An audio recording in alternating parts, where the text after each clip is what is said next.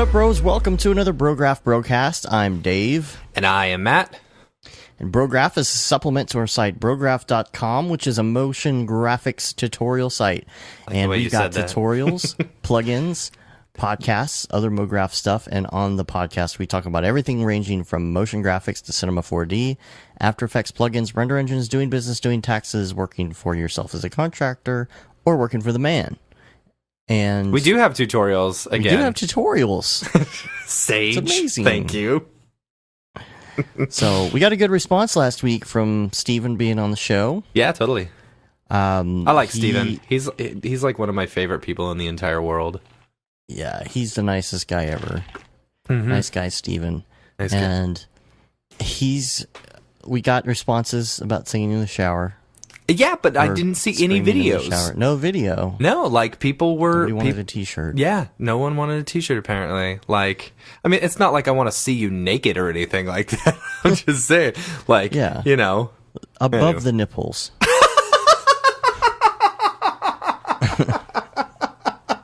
Just in the shower. You could even be in the shower, like fully clothed without the water on. Oh my gosh, that would be hilarious. That would be hilarious. No, I was thinking like, you know, just having it running in the background as the sound of shower and you're singing. I don't know. It's funny. Nothing. We got nothing. Oh well. That was But hilarious. I'll try not to say like as much. Oh my gosh. I was listening to the show. Oh, you were? And the thing is, like, when it's, I don't know, when I don't, I know I didn't say like. You did. The thing is, when it's like, that's what you said. Pretty sure. Man.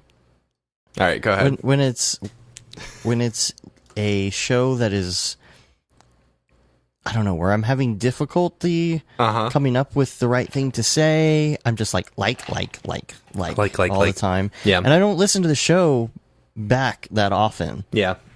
You know, I used to do that at first, and now I don't really do it as much. And I was listening, and I was like, "Oh my gosh!" Yeah, I say all the time. It's like if people were drinking, doing the Brograph drinking game, right. And every time I say you'd be drunk by like a quarter of the way through. Yeah, so I'll try. I can't guarantee that I won't say like at all. It's okay. I'm going to try to stop doing that. So anyway, last night I did a loadout at AT&T to, I talked about those cool strip lights, edge lights. Yeah, I think you did. You talked about it with me. I don't know. No, I think I talked about it on the show. They're this thing that goes around the stage for trim lighting, this LED product. Yeah, it's pretty cool. And one of our clients / my old boss developed them. And so I was taking them down. There was this big World Ventures or something. I don't know. It was multi-level marketing stuff. Yeah, it was huge multi-level. Apparently one of the biggest in the world. Their tours apparently go to 5 continents or something crazy. That is ridiculous. It's huge. Like I got there and one of the guys was on stage running around with some sort of WrestleMania mask thing on, and there was pyro going off. Like full-on pyro, fireworks, the whole thing. I was like, this is ridiculous. And it's at AT&T Stadium, so that's where the Cowboys play. So the screen... Oh, okay. I was thinking it was this was huge. American Airlines Center. No, this was huge. Dang, this was AT&T. So was it they packed? were using... Yeah, and it was only half house. Uh-huh. But you should have seen the amount of gear that they had everywhere. Just the graphics department alone was huge. Yeah. And so they were using that 108-foot screen or whatever they have there. Crazy. As the video monitor above the stage. Oh my gosh, it was so crazy. So crazy. So that's why we didn't have a show last night. So we're recording on a Monday morning. Yeah, but you guys will still get it about the same time, maybe. Yeah, because by the time I post it, it'll be about the same time. So if I'm sounding a bit groggy... That's why. I didn't get any sleep last night because my kid pooped everywhere. In the middle of the night. Man. He was tired and he thought the toilet seat was up when in fact it was fully down, and so he just made an ice let cream it go. Sandwich. Oh man, that sucks. It was so bad. It was so bad. Everywhere. Yeah. So, yeah. Woke us up at 2, getting in bed with us. Woke us up at 4, with monster poop attack and stuff. That sucks. Yeah. And then trying to get him up in the morning, it's like, come on, dude. I had to get up. Why can't you get up?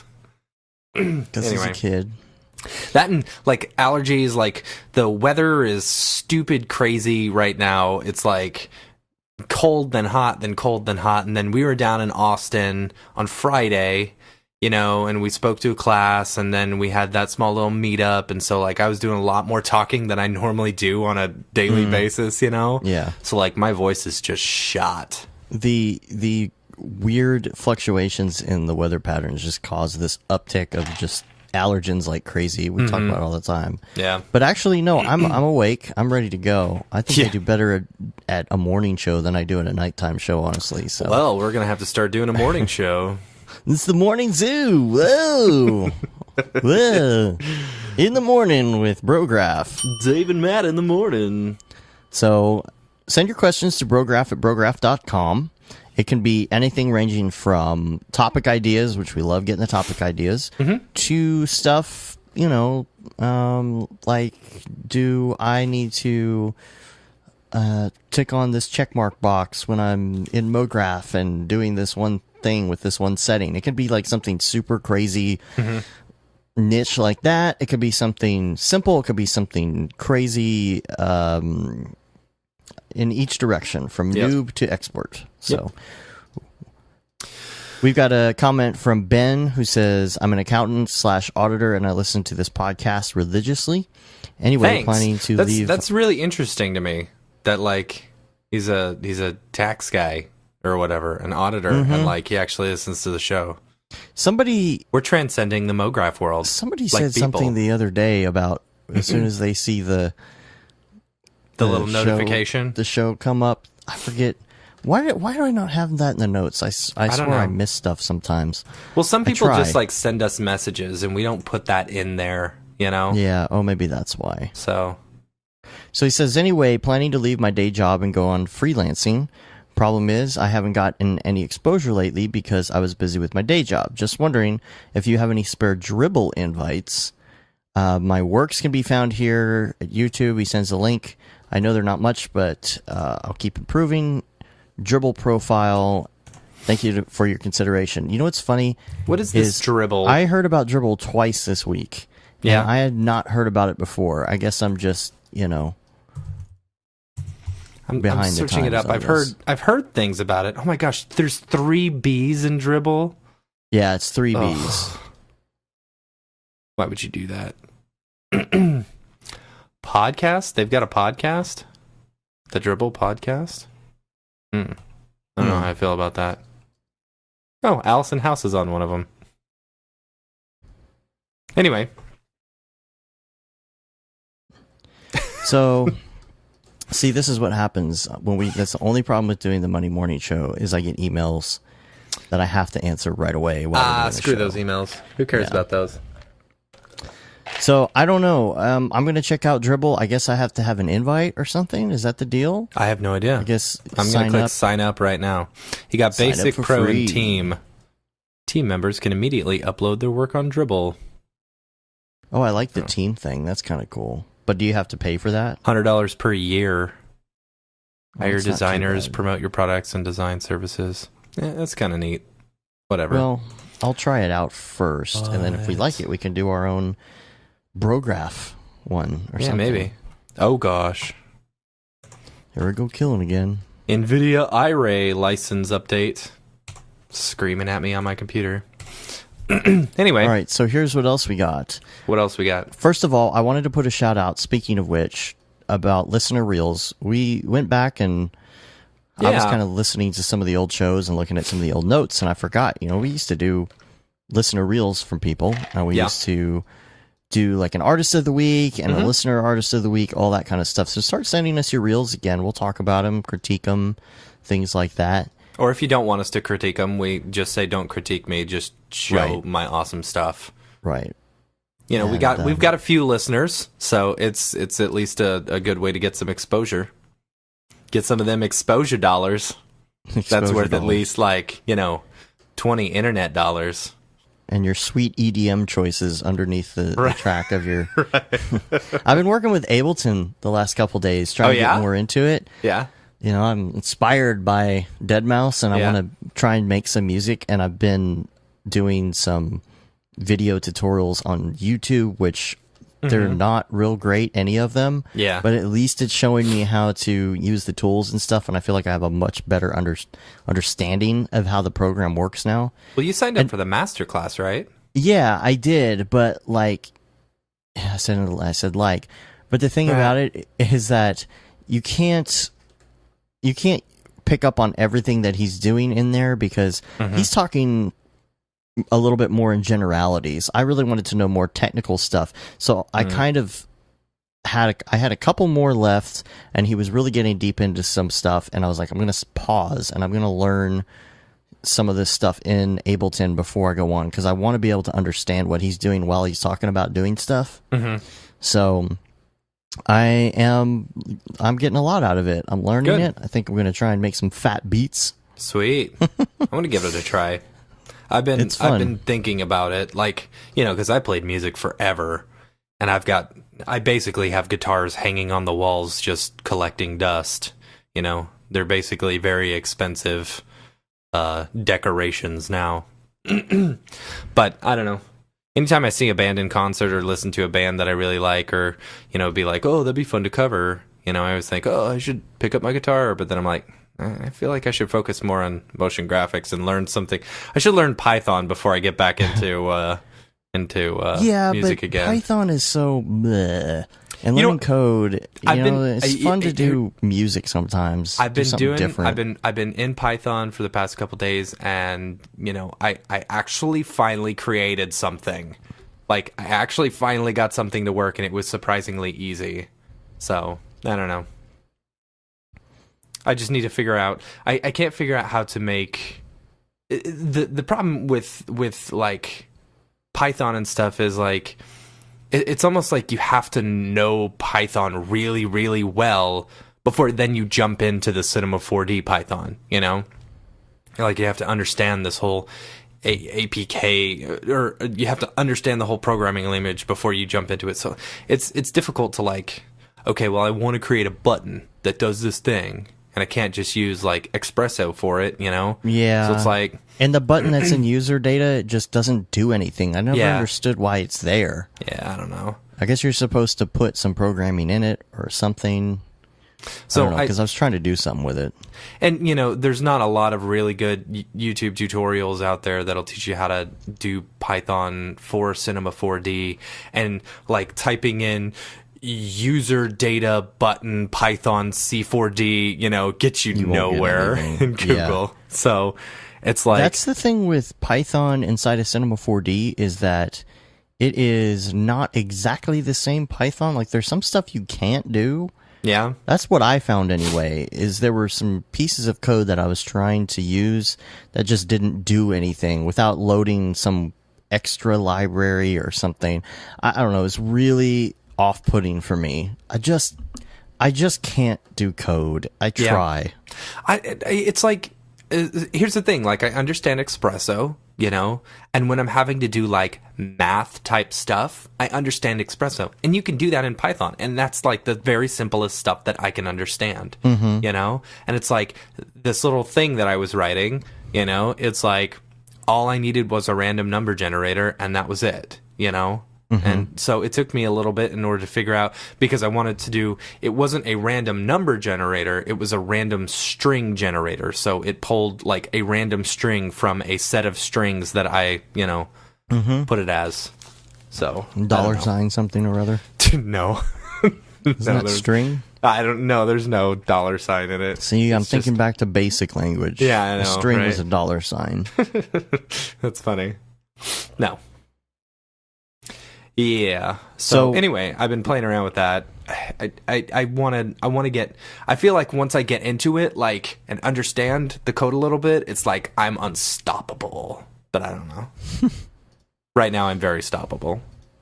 Okay, so I've gotten a confirmation email from Dribble. Oh, okay. Did you just sign up? Yeah, because I wanted to see. I don't understand the invite thing. Because I just signed up with no issue. So maybe I just don't quite understand what it's about yet. Yeah, I don't know. So let us know what you're talking about with the invites, because I don't quite get it. Email confirmed. See, I've got a thing. Now, apparently, from what I've been hearing, this is like a bigger thing than Behance right now. It's becoming even more popular. I don't really know what the difference is. To me, it looks and feels a lot like Behance. Like Behance. Even the way they have the little eye for how many views and the comments and the likes, and it just feels like a lot of people are trying to do this exact same thing, and there's only going to be a handful that make it to the top. What I do like is that the new ones that come out, we talked about this before because somebody built one and I put my reel up. I said, hey, whatever, let me give it a try, and I put my reel up and got work within a couple hours. Yeah. Because it was brand new, and so I feel like if you are like putting your stuff into one of these and they're new, it's very much worth it because it's easier to get seen. Where if you put it on Behance, it's just going to get lost in the void. Nobody's ever going to see it. Yeah. I've got a ton of work up on Behance, and I never have any activity on it. You have to be on this. You have to be dedicated to this. Behance and it is more like Pinterest for me, where you're going through and you're actually looking for inspiration or something like that, or but that's what this is. Follow artists and stuff like that. Yeah, I don't know. It seems cool. Like, I don't know. It seems kind of neat. But that's the only thing too, is that you have to take your stuff and you've got to take all the stuff that you've uploaded before onto Behance and the other sites, and then put them on here. Yeah, that becomes some sort of aggregator or something. You need to. Then someone's going to come out with one that's the aggregator of all of the different sites together. Right. And that's a good idea. We should do that. Yeah. Too much work. Way too much work. So we have our new tutorials out. Yeah. It's the product shot series that I just started. The first two are already out. The first one is making a bottle. Yeah. And it's making a liquor bottle, and it is not octane. It's just a regular, here's how you make a bottle. Yep. The reflectance tutorial that I did quite some time ago, which is very popular, it's had thousands of views. It is pretty much the second step in the process if you don't have octane. So that's been posted for a long time, but I got a lot of people saying that they wanted to know how to do this in octane because it's not as easy. Right. It's so easy to do with reflectance because in standard render, you can go in, load one Photoshop file, and say, okay, here's the specular, and here is the bump mapping, and you can pick those individual layers. And it sucks that you can't do that when you're using octane, but you can do it with this method. You unfortunately have to have different individual layers, individual textures, which is fine, but I show how to do it and make it look pretty.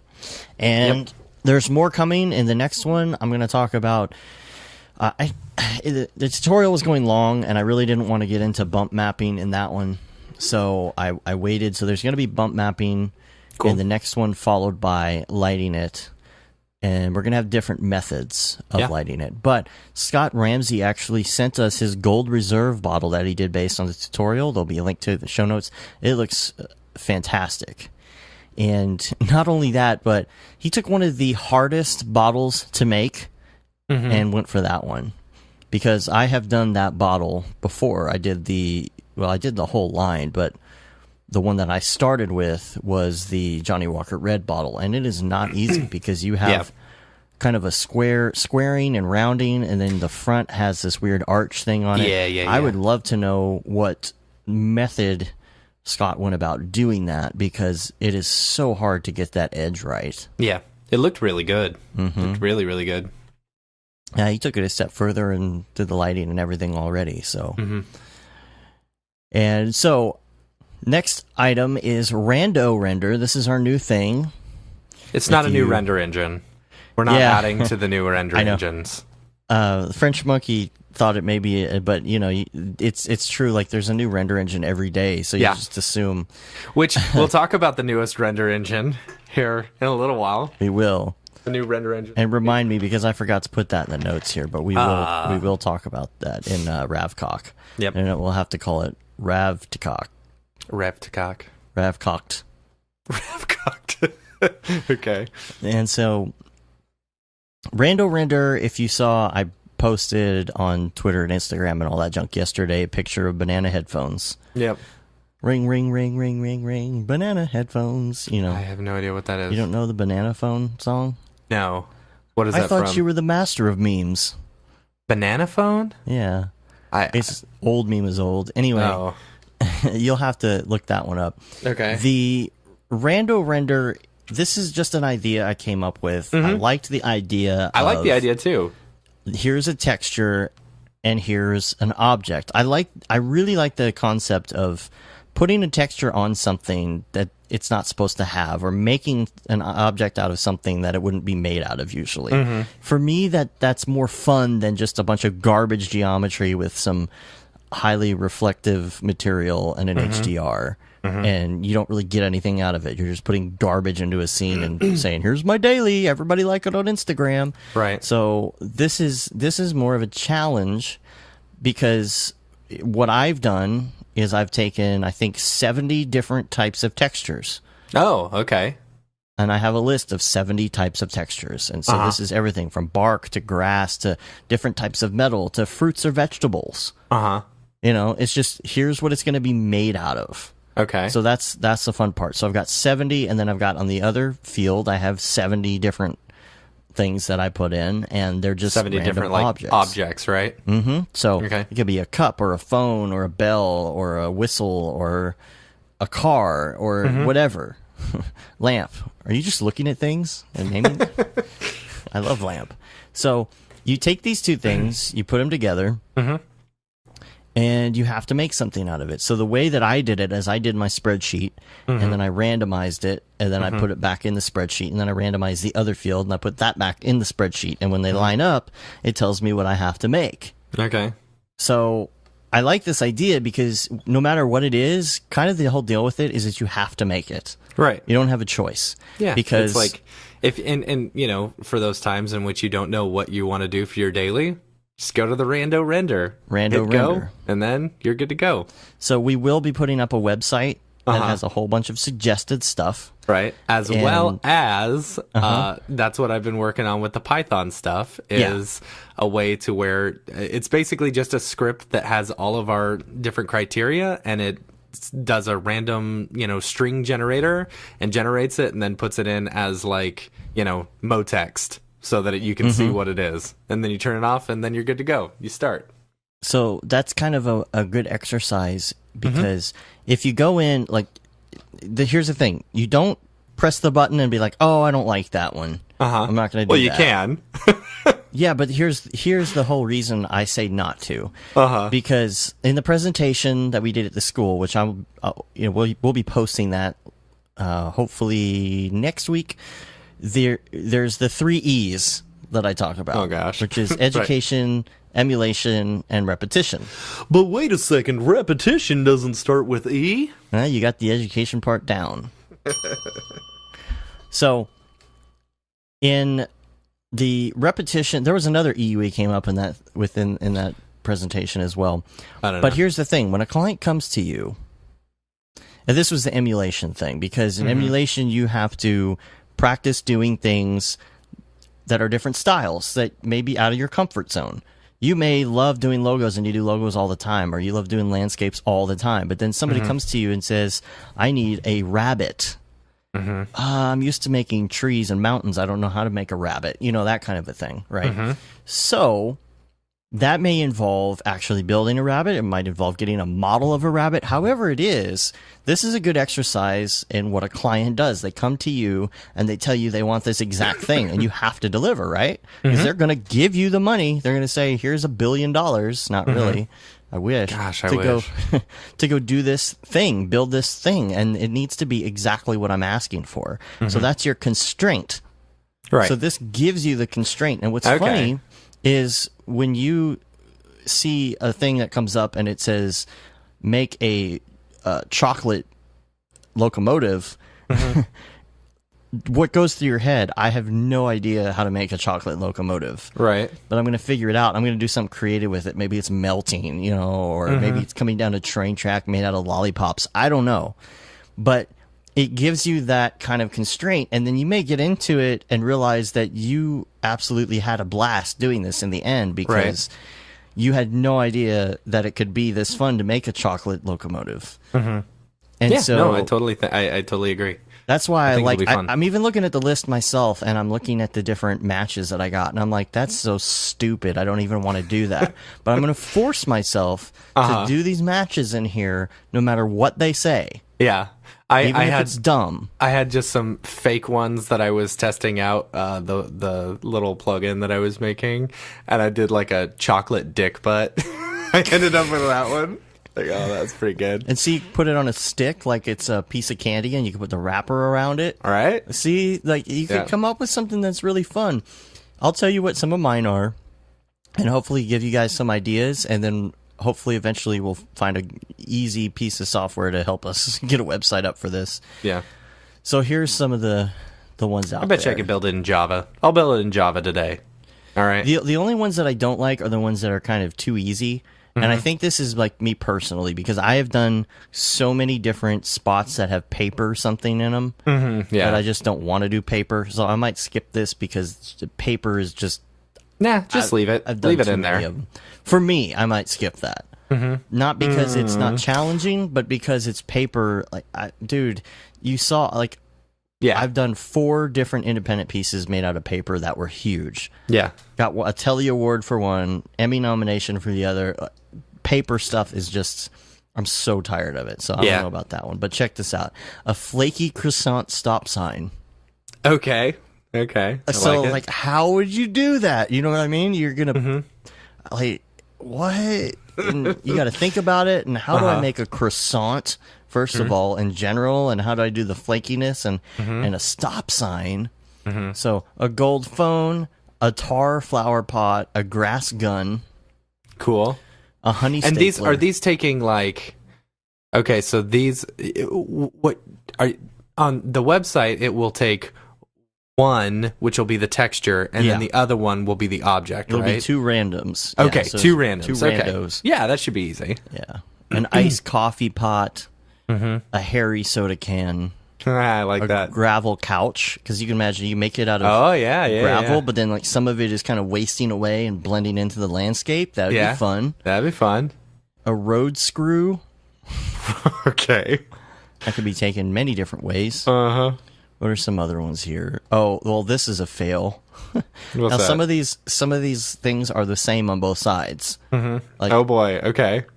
Like a brick can be an object or a texture. Okay, so I got a brick.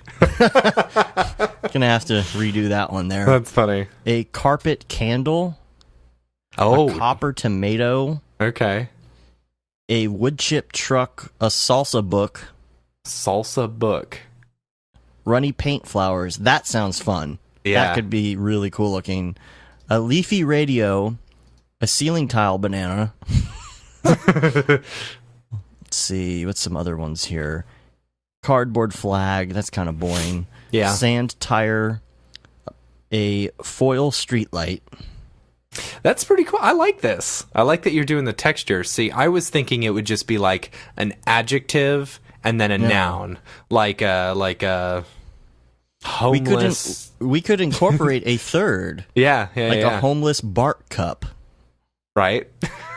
It's like it's almost like Mad Libs. Like a purple monkey dishwasher. Like a purple monkey dishwasher. You'd actually have to make a purple. How about a watermelon piano? Ooh, I like that. Okay. Or a lattice clock. Okay. A snowy bow tie. Ooh. An ivory hat and a plaster VCR. Cool. That's fun. I'm really excited about that. And like, a single plum floating. A single plum perfume in a man's bowling hat or something. I would like, yeah. Anyway, a tire pencil. Tire pencil. I'm gonna have to make all of these, so I'm gonna have to figure this out. So That's we'll post fun. it. We're gonna get a whole bunch more textures and a whole bunch more objects to put in it, though. Yeah. So that's the thing. We'll just keep it going. We'll just keep adding to it as we go. And if you got suggestions, let us know. Oh, totally. Send us a whole list and we'll add it in nutty speaker. Okay. An oil balloon. An oil balloon. So that sounds fun. There's so many of them. You just it just to me, like, I don't know. It's just an easy way to get your creative juices flowing. Yeah, I don't know why like more that. people aren't doing because as soon this. as you're naming these off, and I'm like, okay, how would I do that? Okay, how would I do that? Yeah, I like it. It challenges you to do something out of the ordinary instead of just garbage geometry. God, just so boring.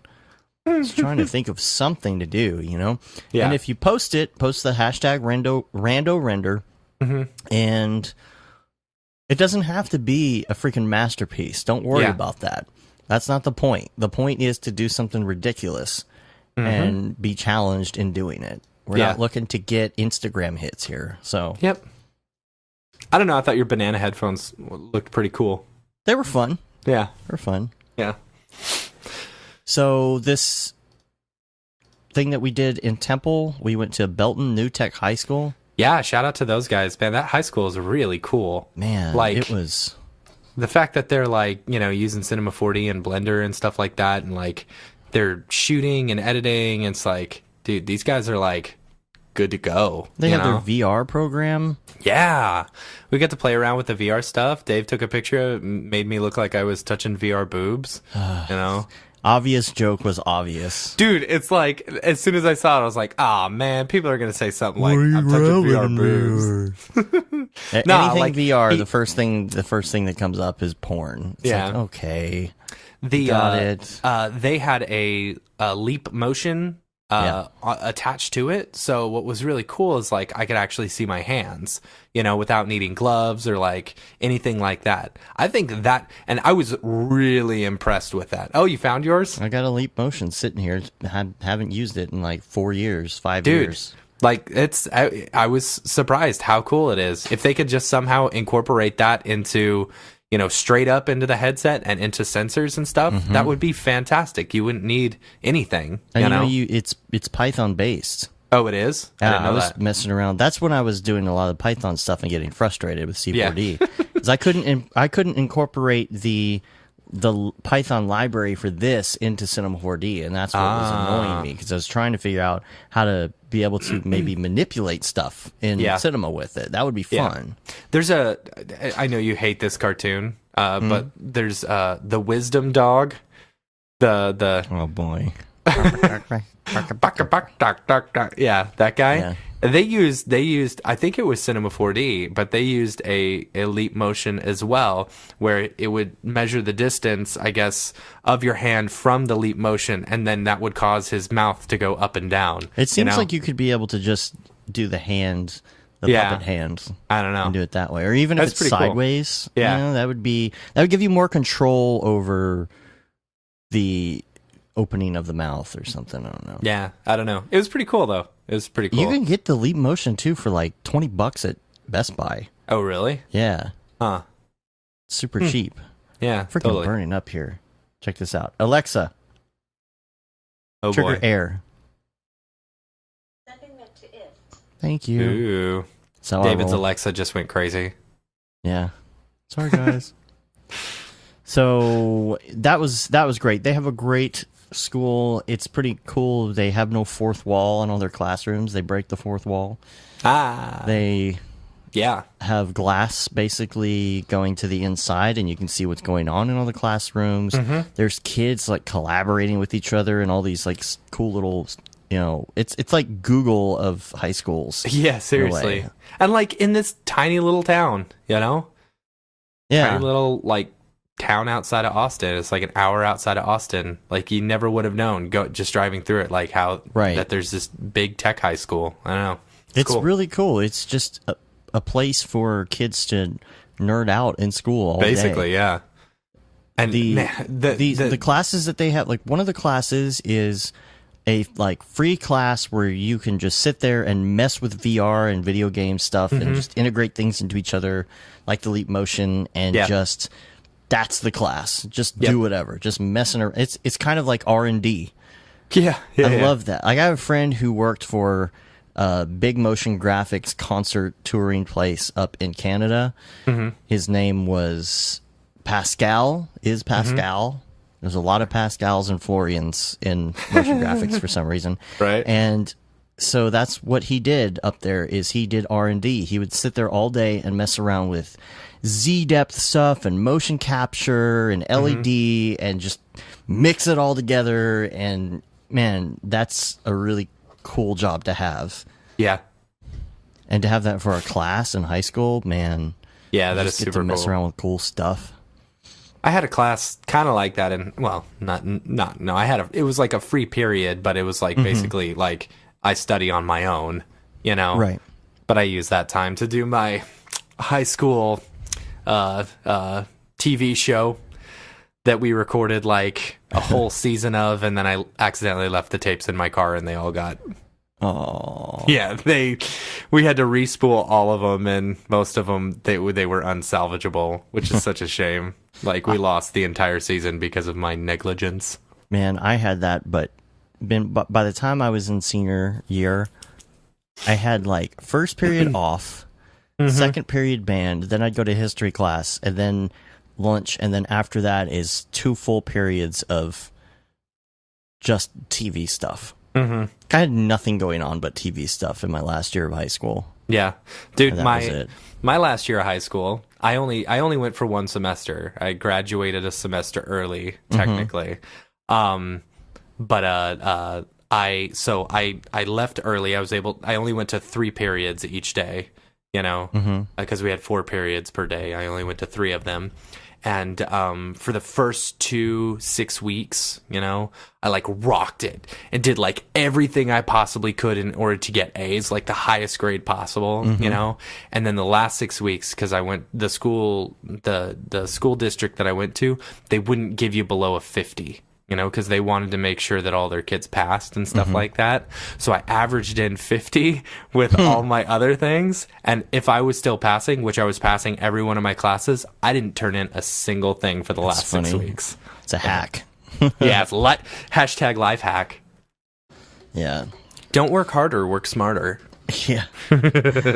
So that was a lot of fun. We're going to post that presentation. Yeah. That was great. And then they took us out to lunch afterwards. Yeah. We got barbecue. Ate half a chicken. Talked shop a little bit. It's good barbecue, too. Yeah, totally. Yeah, man, those kids were so nice. They were so cool. Yeah. I asked them if they had Szechuan sauce at the barbecue place. They didn't have it, though. I tried. I need that sauce. I don't care if it takes 9 years. Or nine seasons or 98 years. 97 years, isn't it? I thought it was 98 years. I thought it was 97. You got to get it right. Yeah. So, actually... so then we did a meetup. We went down to Austin. Yeah. That was fun. A lot of fun. We met up with Anastasia B first. Yes. Yep. And it was early. Yeah, it was. And, it was, she's her own boss, so she can do what she wants, just like us. So we went out early. Yeah, it was fun. And then we went by the Microsoft store and actually tried out the Surface Studio. Yeah, it wasn't too bad.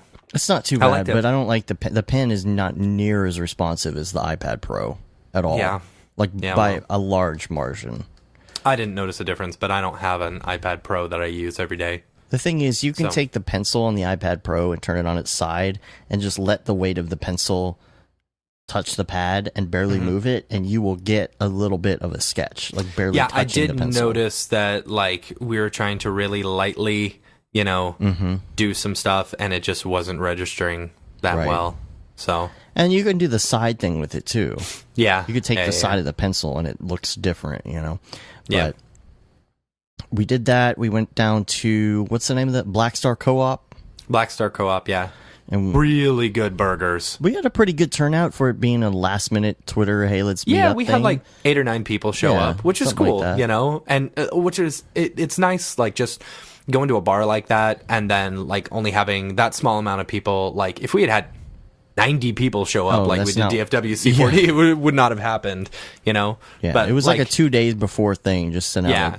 It was a perfect amount of people, and we had some really cool people show up. Brian, who is from Rooster Teeth. Yeah, he's going to be speaking at Adobe. Yes. Adobe booth. Yeah. At NAB. So go check him out. So we'll probably see him, hang out with him at NAB a little bit.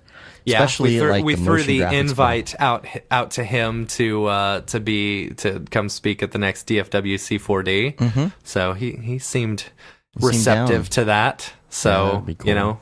Maybe that will be the next DFW C4D. That would be really cool. Yeah, I would like to maybe not speak at the next one. Yeah, totally. Because I'm always just too worried about making the whole thing flow and doing the presentation and getting it all, just organizing it. I would like to not worry about also presenting something. Yeah. Okay. Well, you worry about that and I'll present. You let me worry about blank. I'll worry about blank. You worry about blank. So you came up with this kind of weird thing in Octane this week. Distorted glass. You were working on something and... Oh, yeah. So, let's see. There's a guy who runs the Dallas After Effects user group. His name's Trent. Is it Trent Armstrong? Armstrong, yeah. Yeah, Trent Armstrong. Yeah, his brother is Stretch. Oh, gosh. Hashtag dad jokes.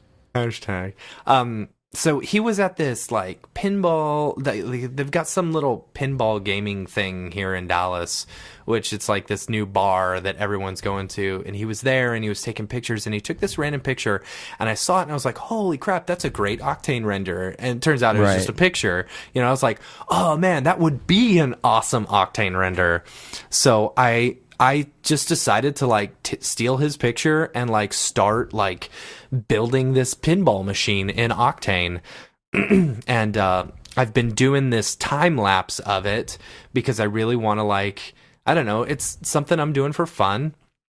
It's something that I want to spend actually a lot of time on, as far as modeling goes, actually, because sometimes when you just throw something together, if you're under a short amount of time for a client or something, you kind of half-ass some of the geometry and you do crappy bools and stuff like that, which I'm still doing some crappy bools. I'm doing a lot of crappy bools. But I wanted to really spend time and get everything super beveled and make it look good. So I've spent a couple days just building this pinball machine, and I'm super excited the way it came out.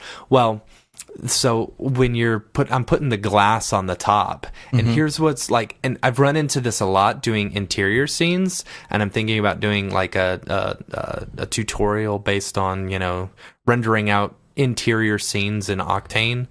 But when you're messing with glass in Octane, you can't use a plane. It has to be either a cube or it just has to have depth. It has to have depth. Otherwise, you get this crazy weird distortion with it, and I don't understand why. It's with every other render engine, you can just use a plane and it works fine. And is that in path tracing and PMC as well as direct lighting? I was using path tracing. I've been using path tracing with adaptive sampling now. It's I've been trying to move more towards path tracing because it gives a much more realistic looking light, especially when you're doing interior stuff. So, and it saves time, which is fantastic. It's weird. I don't know why it does that, but that was my first thought. You're like, why is it doing this? I'm like, you know what? Just give it some depth, and it just popped right back in. Yeah, I was so surprised that it actually worked. I don't know. I don't know why. You doubt me? I know. I mean, yeah, I actually did. I did doubt you because I felt like I had done it before, but it didn't work. I don't know. So, anyway. Yeah. So, Cineversity they've been really pushing this new series that they're doing. The labs thing? And the HUD thing, the heads-up display people and all of that. Yeah, totally. Their new series on Cineversity, and we were talking to somebody at Maxon, and I think we're actually going to have Paul Babb on, which we've been talking about having him on the show for a while, actually. Yeah, totally. And I think they want him to push this, obviously, but I would like to get him on the show and then talk about other stuff as well. Yeah. Okay, so when we're in NAB, I don't know what we're doing as far as that, so I'm running this by you now, Dave. Are we going to do a couple of shows? I think we should do a couple of shows during We're going to be there through 2 weekends, so we almost have to. I think the best thing to do honestly, is to get some sort of setup going in our hotel. Because I'm going to have, double computers with me anyway. So we'll just get a good setup to where we can leave everything set up. Like you bring your Mac and your PC, I'll bring my Mac and my PC. Okay. So that we don't have to worry. We can leave the Mac set up with the recording stuff. And use the PCs for any work that we actually have to do while we're there. Which unfortunately, I think is going to happen. Because we got some stuff going on. I'm trying not to, but... So I think we have the whole thing set up and just ready to go at any time. So that if we're just hanging out with someone, hey, why don't you come say a few words up here, blah, blah, blah. We go in, we hit record. Or so. All we do is we hit record. We don't have to set it up. We don't have to have notes. We just sit there and say, okay, let's just talk about this thing. Yeah, totally. That's a good idea. And so we'll just have this collection of things throughout the week, and then we'll just string them together as a bunch of interviews. Yeah, that's a good idea. Now, what we might do on the first Sunday that we're there is do an actual show. Yeah, we I was talking to David about it yesterday, and like really we should just invite a bunch of people up and just do like a big round table. That'd be awesome. We got 3 Yeti microphones between you and me, and then David's got one as well that he could bring. So that's 4 microphones. We just bring a whole bunch of people in. We just have to have them on separate computers because of the weird USB. Yeah. We need to go get that other one flashed. Yeah, we do.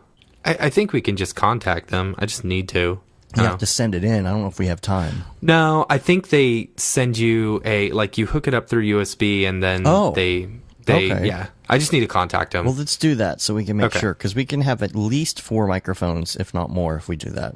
Yeah. So. And we could all do separate inputs, I think, on Logic, can't we? On one computer? Yeah. Okay. So that will be cool. We'll do a show, maybe like David, EJ on Sunday or something like that, if we can figure that out, and then just interviews through the rest of the week, and that'll be our following Sunday show. Yeah. It'll be fun. Yeah, I think it'll be fun. If you guys are going to be at NAB, make sure to hit us up. I think that one of the things we could do now as well is start getting a call for questions, either generic questions to ask some people that are at NAB, or if there's a specific person that we're hoping to have. We're trying to get as many people as possible in there, even if it's just for a short interview, so that we can say, hey, so-and-so has a question specifically for you, or we can say, here, or we'll have the generic list that we ask everybody. So if you want a question that we ask everybody that we interview, you should send that in. Brograph@brograph.com. Yeah, and check out, I think it's up on C4D Live, isn't it? Like, all the presenters? Yes, all the presenters are up, but we don't know the exact days yet still. Yeah, we don't know what days. But you can go through the list and look at everyone, and if you've got a question for any particular one, we'll try and hit them up. Because I think we're going to do some interviews like we did last year, just these little one-off interviews where we're just talking to people. And obviously the people that we know well at this point are more likely to be on, but there's some new people that I would like to try and talk to as well. Yeah, totally. I think it would be fun. Like, we haven't actually talked to Allison House in person. I'm sorry, Devin Coe. I don't quite. I talked to her last year at the pinball party and told her how much I hate Austin.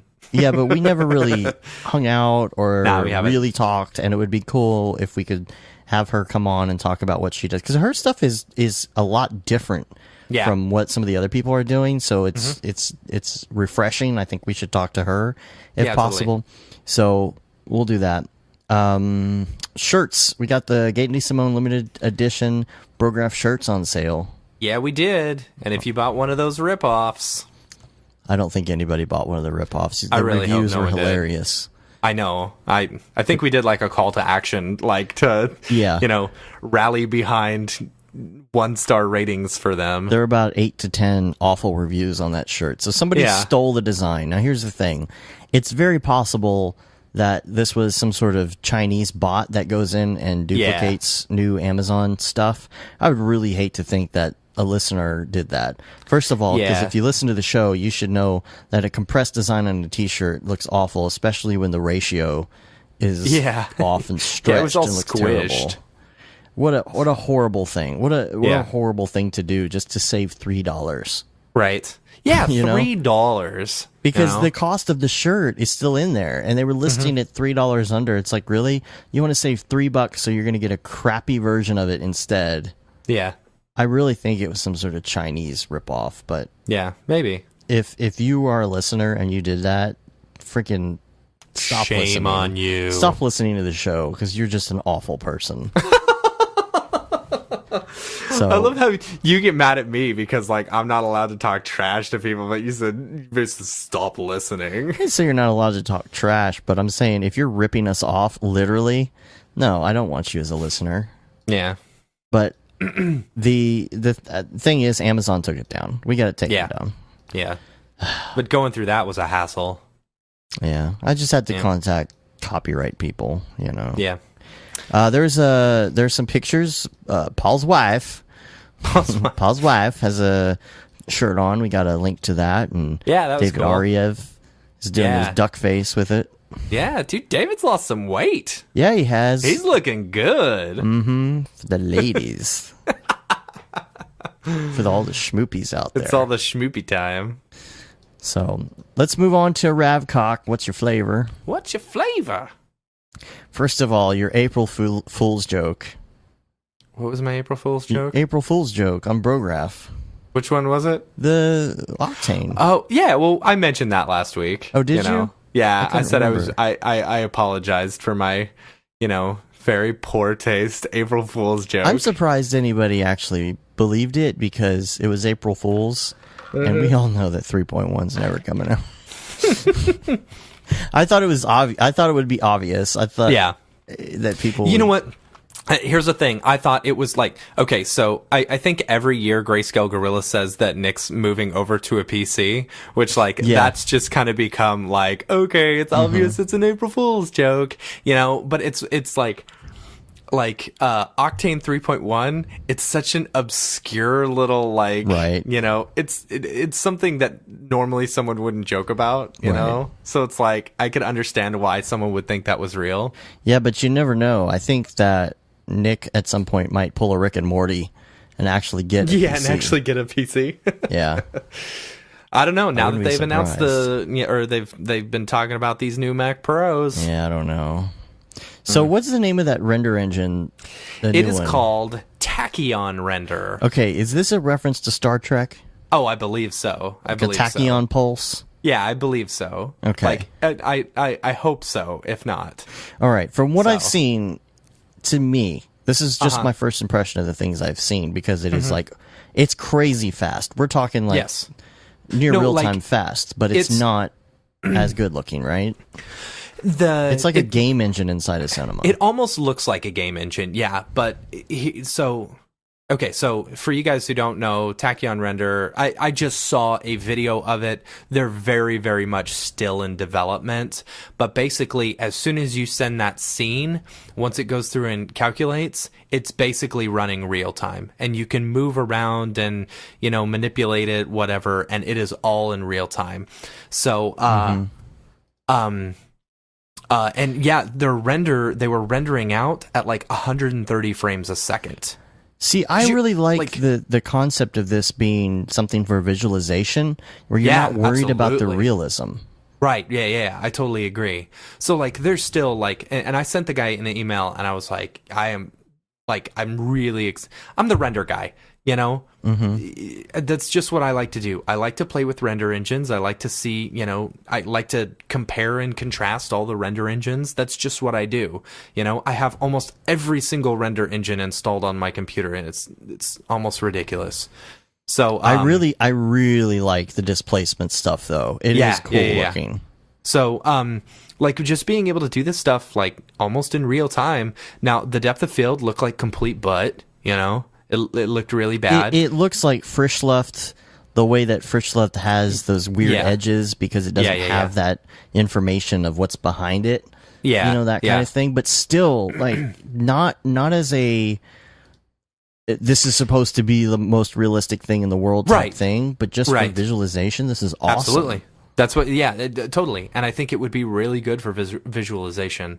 So, I sent an email to the guy, and I was like, hey, I'm really excited. He's like, oh, man, we're not even in, beta yet or alpha or whatever, but we'll let you know.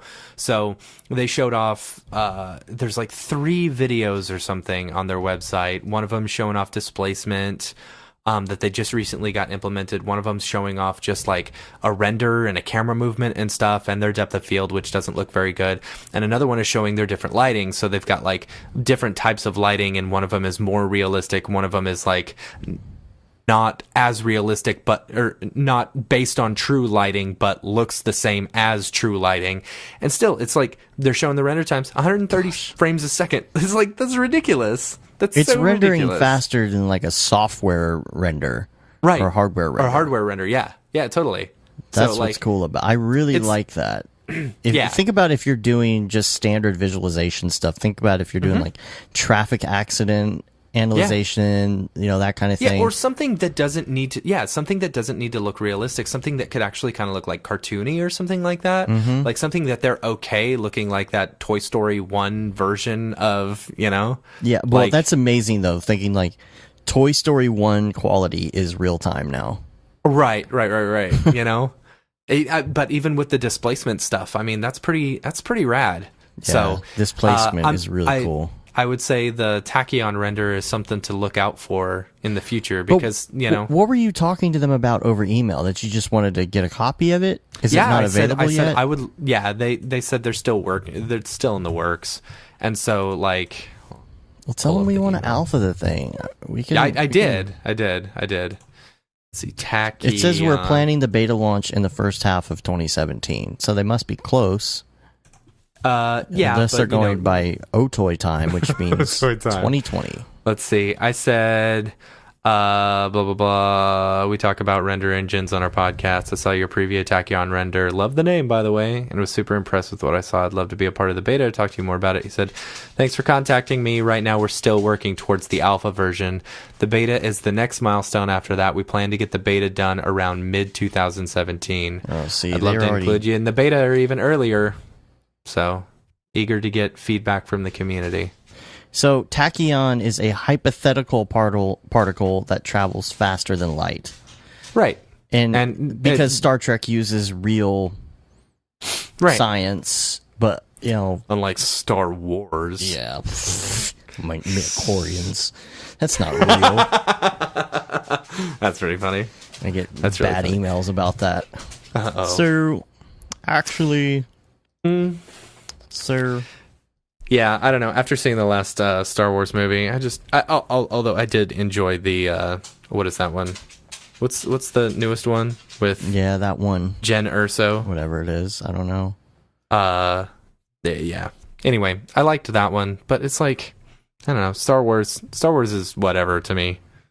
Get some science behind the whole thing. Mm-hmm. That's why I like Star Trek. Me too. Anyway. So you told me you put the latest beta of Octane on your system, and they have adaptive sampling for direct lighting now? Yes, they do. Oh my gosh, it's got to be so fast. Have you tried it? I've tried it, like, just barely, but, like, I mean, direct lighting is so fast as it is, But sometimes it's really hard to, like, tell. Yeah, but you got to be able to just load up a big scene and try it, because if it was that fast under path tracing, I can't imagine under direct lighting. Well, here's the thing, like, I found in some situations when you're getting like a whole bunch of noise, almost said buttload, so I held myself back from saying buttload because Amy hates it when I say buttload. But I just said buttload like 4 times. Boatload. Right. A whole bunch of loads on... that sounds... No, when you've got like a lot of noise, like a whole lot of like light noise and stuff like that, like the particle, not particle, the noise, the fireflies. Yeah, fireflies. When you got like a whole lot of those, the adaptive sampling helps a lot. But like I've seen like when you're just doing like regular day-to-day stuff and you don't have a lot of that noise, it doesn't help too much, but it's still pretty cool. Yeah. So, I don't know. So we got a message from Lee who says, quick line to say how much I appreciate you making the Luminous plugin for Octane Cinema 4D. It's such a massive time/lifesaver. It's already bailed me out on of several very dark holes. Big up the bros, Lee. And so... Thanks, man. Yeah, that made me feel good. Yeah. because we worked really hard on that plugin. So if you sure did, if you're looking for a plugin to help you do spotlights for Octane, because there are no spotlights without setting them up yourself, which takes a long time to do, you can check that out on our site. And okay, NVIDIA also announced that the Pascal graphics drivers are coming to Mac OS. Yep. And I'm telling you, that's all working in conjuncture with. I'm telling you, they are like in cahoots with Mac. You know, like they've got to be talking back and forth, because like Mac had to. Macintosh, Apple does not like. I don't know. They don't normally with some of this like pro stuff or whatever. They don't choose normal channels in order to go through like some of this stuff. Like for this kind of this announcement that they're doing a new Mac Pro in 2018, they went through just like a little blog, you know, when they were releasing Final Cut Pro X or announcing it. They didn't have like that's a not big, Daring like, Fireball is not a little blog. Okay, by the well, way, it looks like it. Well, I had never heard of it. Daring Fireball is freaking huge. Okay. Yeah. Well, but they don't normally go. They don't go through their normal like announcement channels. You know, when they were doing Final Cut X, they, you know, they've always slowly sent stuff to John Gruber and given him little tidbits, because he is like the Mac guy of the universe. Here's the thing. The Pascal drivers are there because there's people that have cards that work, but they are not running full Pascal. So that's like what we're working on with 1080. With the 1080s and stuff like that. You cannot use Octane in Pascal, number one. But if you have a Mac and you have some of these cards, they won't work at all. So you're still on older cards, and people are like, okay, now we can, most likely, because the drivers are coming to the Titan, everything that they come out with for the Titan usually works for the other cards, like the 1080, the 1070, just the GeForce drivers in general. Right. And so supposedly you'll be able to run a 1080 on a Mac Pro cheese grater. And to me, it's like putting a supercharger. It's like announcing a supercharger is coming out for the 1996 Chevy Corsica. It's like, who cares? Oh my gosh. Right? That was my first car. You know that, right? Really? Yeah. That was my first car. 1988 Chevy Corsica. Yes, I had a 96 Chevy Corsica. I painted the wheels white. It's awful. That's funny. Had this 12-inch sub in the trunk. Oh my gosh, that's so off. You know, I didn't even know anything about like I didn't know anything about like speakers or anything like that. So I just like, you know, ran some speaker wire into the back speakers and put a whole bunch of extra speakers like in my trunk. Yeah, everywhere. That's funny. Yeah, it was ridiculous. I did kind of the same thing, and I had the sub with the box, but it wasn't driving well, and I realized I actually needed an amp for that. Yeah. And then once I got the amp, I was like, oh, here we go. Oh, gosh. Bumping down the street. Didn't even need gas. I just vibrated around. That's so stupid. All right. But you know what I'm saying, though, right? Yeah. So this announcement means what right now? It means that if you have a Titan, the new Titan, Pascal Titan, that you can put it in your cheese grater Mac that's old, like mine. Yeah. Or if you're running a like some sort of external box, you know, you can do that as well. Hell, I kind of like the idea, for instance, here's an idea. Let's say we get 4 1080 Ti's, the two of us. I'm liking this idea already. And we put it in Mr. Meeseeks, and then we take the individual 1080s, and we put them in our existing computers, in our Macs. That would be sweet. Then we take the 980s and the 780 Ti that we have, you know, build one more machine that has all of them. Yeah. I like that, but the thing is, it's like they're acting like this is something new, and I don't know. The article was the Mac Pro Lives, and I just don't understand where this is going. I guess Mac Pro lives matter. There's That's funny. There's this article, Daring Fireballs. Here's the thing: there's so many people who don't want to switch over to a PC. You know, they'd rather get like a new Mac Pro. They want one where they can actually run all this stuff. I mean, you are a perfect example because it's too late. Yeah, but you have Mr. Meeseeks at your house. Mr. Meeseeks is running 4 1080s there, and you've got it downstairs just as a render node, you know, in your VR machine. You know, it's like... Right. But me, I was so tired of like it being so crashy and buggy on my Mac, you know, that like I moved over full time to PC, and I've been very happy in the PC environment. But I'm the same way. That's the thing. I'm using that computer more and more now, and I remote to it all the time, and I have my laptop, and I've been using that laptop a lot. It's pretty sweet, isn't it? It's really, really sweet. I probably am starting to use PCs more now than I'm using the Mac. I still use the Mac for the day-to-day. I love being on it. I love organizing. I love having my iCloud, my notes. I do that, and I still use Cinema, my main Cinema stuff in it. But the thing is, it's just, I feel like it's too late, because already it's too late. And in this John Gruber thing, he's talking about the fact that, you know, there's the announcement they're coming out with the new trash cans. Yeah. They're talking about a modular design, but that wouldn't be until, who knows, probably late 2018. It's going to be so too late at that point. EJ posted something about it. I'm like, dude, it's too late. And they missed it. They missed it. Here's the other thing that you have to look at. So if you were to buy a super maxed out Mac Pro trash can right now, how much would that cost you? $10,000. $10,000. Yeah, you can get two Mr. Meeseeks, you know, for one maxed out Mac Pro. The prices on Macs are just ridiculously expensive. The what was it, School of Motion, that did that article on the comparison, what you can get, the comparison, power-wise. And they did the Cinebench score, you know, so price per dollar based on Cinebench score. For the Mac Pro, you're paying a ridiculous amount of money for a Cinebench score, you know, and it's like, you're better off having a Mac if you like Mac.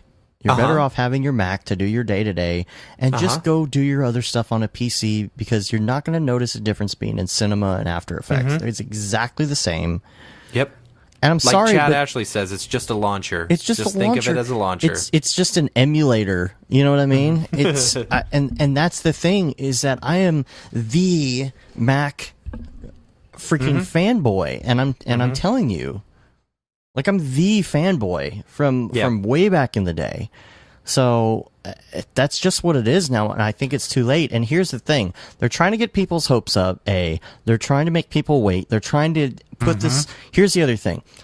They feed all these tidbits to John Gruber on purpose. And of course. And that way it'll get out there, and people will start, oh, what's going on? What's going on? This is a stall, because they know it's too late. They have gone out, and usually they don't say anything about what they're doing. They did this on purpose because they know there are people that are on the edge that are about to jump off, and they're trying to save them. They're trying to save them as Mac people because they know that they've screwed up. That's the only reason they announced this early. They would never do that before. So what are they going to do? They said the only thing they hinted at is the modular design, and I guarantee you, here's what they're going to do. They are going to make modular design with proprietary software and hardware. That's what they're going to do. So, we don't know if it's going to be NVIDIA. Technically, these the trash cans are modular. You can take out the cards and stuff like that, right? No. You know? No, you can't. You can't take out the cards? I thought you could take out the graphics cards. No. You can replace them with a whole nother graphics card that looks like that one. No. It's not even... These are like soldered into the board. I mean, I've opened it up. You know, their whole soldering, the memory, the fact that they out. Solder everything in there is so ridiculous. Well, it's just because that's how it's designed. It's all just one piece of hardware. Stupid. It's not like they're taking a graphics card and soldering it in there. It's a completely different piece of hardware that's soldered in. It's completely designed just for them. And I'm telling you that, first of all, we can't guarantee it's going to be NVIDIA.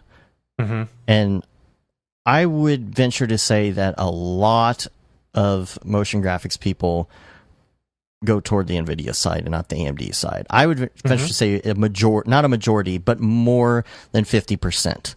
So a majority. Well, no, not the... Well... when I say majority, I don't want to say majority and say like 90% of people, right, of graphic designers use NVIDIA, because that's not true. There's a lot of people using the AMD stuff, and some of them are using it because it's just that's what they have. That's here's the Mac. This is what you got, right? Yeah. Show me what you got. But what I'm saying is, the people that have a choice, I think more of them are going to NVIDIA. And so what's going to happen? They're going to come out with a modular AMD specialty Mac design, and they're going to say this thing is upgradable because next year when a new version comes out, AMD is going to make a special mini small mobile Mac AMD graphics card that you can pay $700 for, even though it's not near as powerful as a 1080. And you can put that into it. So you can always of course, it's upgradable. It's modular and upgradable for our premium price. Just for us. Yeah, and you're locked into their ecosystem again. I guarantee you that is what is going to happen. Yep. I don't doubt it. I don't doubt it. So they're putting that tidbit out there so that you'll hold on, you'll wait for it to come out, and you'll be like, oh, well, I waited this long. I might as well just get that Mac now. It's too late.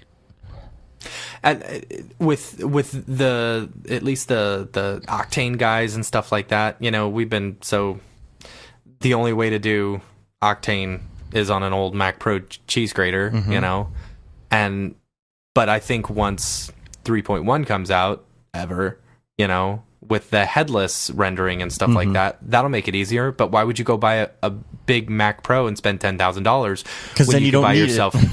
Right. Yeah. Right. With the headless rendering or stuff, then you can just buy. You could literally just buy a laptop. If you want to stay, Air. or an iMac. Just get yourself an iMac and then do the headless rendering, and you're good to go. And you're just running PCs as render nodes like we're doing already. Yep. Yeah. So we'll put links to all that stuff in the show notes. Let's talk about this video, this Kaspersky Lab video. Man, it's pretty. Kaspersky Lab I saw video? this posted in a couple different places this week. I think the place that I saw it was on the Facebook group for Octane Render. Man, I want to get a gig like this where you can spend all this time just doing just pretty stuff. Take your time and enterprise cybersecurity movie. Yeah. It's pretty looking. Yeah, I didn't watch it. I'm going to post a link to that. That's a good one to check out. That'll be in the show notes. My internet is so potatoey. Potatoey. So let's go to a quick topic here. This is from Gate New Simone. Cool. He says, bros, I hope it's not too late to supply a topic for this week's podcast. My wife is an elementary education teacher, and she teaches 3rd grade, by the way. Oh, yeah? I sent him a follow-up email asking him which one, what grade. It seems like every motion designer, their wife is a teacher. Except me. Except you. Wants to That's why bring, you got a sugar mama. Well, yeah, wants to bring VR into her classroom. So we started looking into what resources were available. This got me thinking, how can we take motion graphics and apply them to VR for educational use? And what would be the best pipeline to do so? I feel like VR is this incredible new technology, but it's tough to figure out how to do it. Most of the time, I find myself looking into game engines, which is great, but what if I simply want to make a what? I think a short film or animation with no interactive features or coding. So as far as the school stuff goes, you need something simpler for the school. Yeah, well, and cheaper. So I was actually talking to Amy about this, and she's like, "Oh yeah, we've got some VR headsets." I'm like, "You have VR headsets?" She's like, "Oh yeah, it's like the little things that you have to put a phone into." Yeah. I'm like, "Okay, that's okay. That's not fully immersive. The little nodal panning stuff is just not that great." And the stuff that they had at the school we went to didn't have the parallax and sensors, did it? It didn't. No, it didn't. It was. But it's a good start. Yeah, it's a good start, but like, you really need some sort. I think in order for VR to be really good and to be implemented really well, you have to have some sort of controller. Yeah, but for a school, you can't get a Rift or a Vive. That's too expensive. Right. But the new whatchamacallit? The new the Gear VR is coming with a controller as well. It now will have a controller, like a little hand controller. a hand controller, but still you don't have the parallax. Right, but still, at least like if I don't know how it works, if it works at all, but if it can sense somehow the controller and where your hand is, that'll at least give you a chance in order to to interact with something. Like, exactly. Yeah. Like the lab, the lab for on Steam is super awesome. I really like that one where you can chop down like an X-ray or an MRI scan and stuff and see all the individual elements. That is cool. Yeah. Like to be able to do that and look inside someone's body and see where everything is. That's super cool. That's like science. Well, and with the short film or animation with no interactive features or anything, that's originally what I was looking into doing for a long time, because all you have to do is render out spherical stereo or cubic stereo for the stuff that doesn't have the best graphic card. Because, again, we talked about this a long time ago, but, excuse me, the projection, if you're doing spherical projection, you got to remember that it's having to map that onto a sphere, which is a lot more intense and resource consuming than mapping onto a cube. When you map onto a cube, you've only got the 6 sides you're mapping onto. With a sphere, you're mapping onto a lot of sides, depending on how many sides your sphere has, but it's going to be a lot of polys, right? So that's why stuff like the Gear uses the cubic projection, because it doesn't have a great graphics card in it. It's a phone. Yeah. So you project it that way, and it looks pretty realistic. But in Octane, there's an easy way to do that. You can do cubic or spherical stereo projection in your camera. You go to your camera tag, and you do, instead of thin lens, you can do a different kind of camera, and you can set that all up, and you can render it out. It's super, super easy. I think if he's been using Octane, that's what Zubair has been doing. He's been posting a lot of tests with 360 spherical stuff, especially on Facebook, posting a bunch of things with just how Facebook does 360 or whatever. So he's doing renders and he's posting them just as tests, because he's been working in that realm a little bit. But I think if you want to do that and you don't have Octane, there's options, because Cineversity has a really cool camera rig for setting that up. My theory, I don't have any insider info or anything, but my theory is that it's going to maybe be in... I have a feeling they're going to build some of this in the next version of Cinema. And think so? While I'm on that, I just remembered... We don't have any insider information. We don't have any insider information? No. You said you think they're going to build that in. Oh, no, we don't have... We don't have any insider information. We don't, but we do have insider information on something else that I wanted to bring up. And I did I miss it? I don't know. Did you? Oh, no, I did not miss it. Okay. It should have been in Ravcog. I was going to put this in Ravcog, and I forgot because it's in the email, and I missed it. I don't think we should read the email, just because we got insider information. Well, yeah, but he said we could talk about it. Okay. As long as I'm protecting some. No, he said we people, could talk about it. He said we could talk about it as long as we didn't mention the name, and we just mentioned the username Moulin Sauce C137. Right. So Moulin Sauce C137 talked to Solid Angle last week and was talking about licenses. And this is Arnold, and was asking about upgrades and stuff like that, because they have some changes going on and new versions coming out. And so the insider information here is that Arnold will be offering 2 price models. The current $1,220 and $1,220 for a license plus maintenance, same old license, that stays. And the new model is a $600 annual model like Adobe Cloud. So when 5 comes out, just like C4D's maintenance, Arnold users will get the upgrade. If we want to talk about that, that's Moulin Sauce's deal. So here's the other thing. Now what you've been waiting for, GPU. I asked if 5 was going to have GPU and how it's changed since last year because there were some big differences in quality. The rep responded broadly but without denial. 5 has made huge strides since we last previewed it. We believe 5 is going to deliver more than people anticipate. And when pressed about GPU again, they said, everyone is going to be thrilled with 5. That's all I can say. So that's from Mulan Sauce. Mulan Sauce C47, 137. So anyway, that's exciting, especially for Arnold users. Yeah.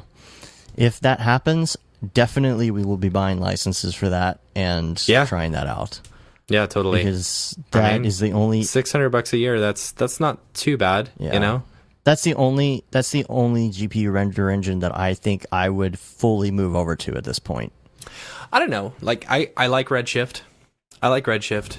Yeah. But the thing is, like, it goes back to the thing that I think I've talked about before, where Redshift is a GPU renderer, and it's not as fast as Octane for, a good majority of the stuff that you're doing, with the exception of, volumetric lighting and subsurface scattering. But, and I have a feeling Arnold may be similar, because all these ones that are originally CPU and have moved over to GPU just don't quite match up to the speed that Octane has. But you're going to have so much more control. That's the thing. Yes, you will. Yes, light for sure. exclusions, reflection exclusions, all that kind of fun stuff. So, I am optimistic that they're going to announce that pretty soon, and when they do, I am it's cautiously optimistic that it will be. I'm thinking, I don't know, maybe not NAB, but maybe because of the whole that's 3D Max thing. Yeah. I mean, the thing is, Max and Maya, their Autodesk is big there at NAB. They are one of the biggest areas at NAB. At least last year, they were like right next to the Adobe booth, and they're big.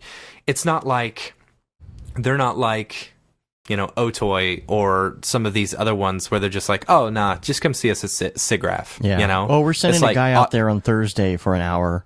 Right. It's like, really? Like, there's a lot of people here that would probably like to talk to you. Do you maybe want to come out?